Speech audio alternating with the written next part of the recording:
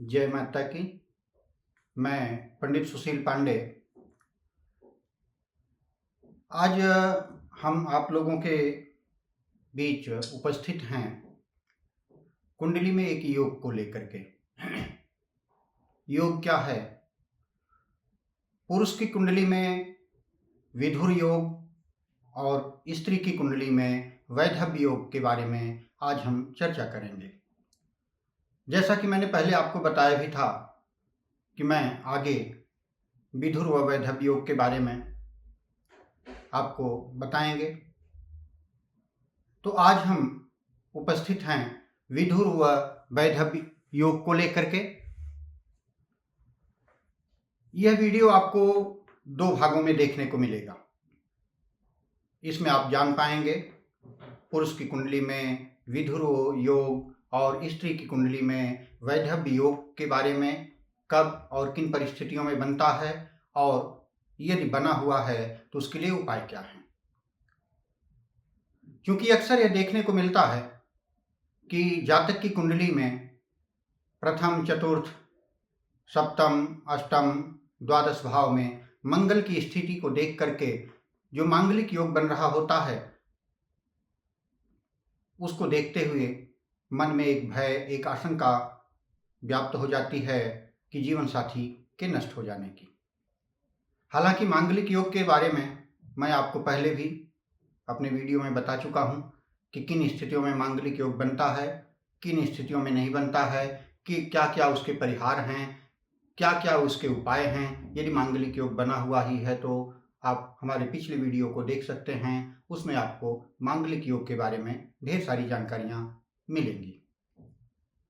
आज हम आपको बताएंगे विधुर व वैधव्य योग को लेकर के जो ज्योतिष ग्रंथों में मिलता है। तो आइए हम आपको बताते हैं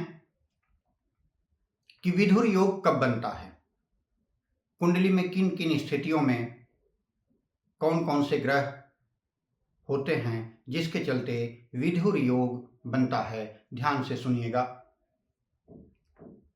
कन्या लग्न में सूर्य अथवा मीन लग्न में शनि का होना विधुर योग बनाता है। छठे भाव में मंगल, सप्तम में राहु, अष्टम में शनि का होना विधुर योग बनता है। शुक्र सप्तम भाव में हो और सप्तमेश पंचम भाव में हो तो विधुर योग बनता है। द्वितीय और सप्तम भाव में पाप ग्रह का होना विधुर योग बनाता है। कन्या लग्न में सूर्य और सप्तम में मीन राशि का होना विधुर योग बनाता है। द्वितीयेश और सप्तमेश का छठवें, आठवें, 12वें भाव में से किसी में भी न होना विधुर योग बनाता है। शुक्र से चौथे, 8वें भाव में पाप ग्रह के होने से पत्नी की जल करके मृत्यु होती है।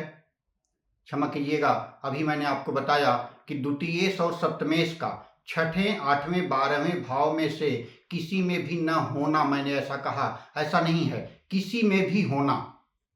उसको आप रिक्रिएशन कर लीजिएगा, चूंकि संकलन किया गया होता है। यह सप्तम भाव में गुरु या पाप ग्रह के साथ शुक्र की स्थिति होने पर जातक की मृत्यु से पहले पत्नी की मृत्यु होती है, यानी यह भी विधुर योग बनाता है। सप्तम भाव में बलहीन पाप ग्रह हों और उस पर किसी भी सौम्य ग्रह की दृष्टि न पड़ रही हो, ऐसी स्थिति में पत्नी से वियोग का कारक बनता है। मिथुन, कन्या, धनु और मीन राशि का शुक्र हो और कुंडली का 7वां घर पाप ग्रहों से युक्त व दृष्ट हो तो यह पत्नी के लिए अनिष्ट कारक होता है, यानी यह भी विधुर योग बनाता है। पंचमेश 7वें भाव में हो, उस भाव में पाप ग्रह हो, तब भी विधुर योग बनता है। नीच अथवा सप्तमेश भी विधुरता का कारक होता है। शुक्र पाप ग्रहों के मध्य में हो और शुभ ग्रहों से न देखा जाता हो तो उसकी पत्नी आत्महत्या कर सकती है, यह ऐसा योग बनता है, यानी यह भी विधुर योग का कारक बनता है। सप्तम भाव में स्थित राहु पर 2 पाप ग्रहों की दृष्टि का पड़ना भी विधुर योग बनता है। यह अभी अभी जो मैंने बताया ज्योतिषकारों का यह मान्यता है ज्योतिष ग्रंथों में ऐसा उल्लेख मिलता है कि कुंडली में इन इन स्थितियों के होने पर विधुर योग बनता है।